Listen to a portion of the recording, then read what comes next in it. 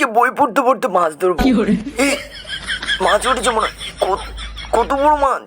আয় আয়, এই তুমি ছোড়ো আগে মাছটা ধরে নি। কত বড় মাছ, কত বড় মাছ! দেখো দেখো, এই বউ বউ বউ কোথায়?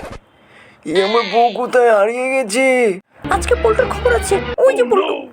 কেউ আমার বউকে দেখেছেন? আমাকে ফেলে দিয়ে খোঁজা চলছে। ভাই এই মেয়েটিকে দেখেছেন আপনি? কই দেখি।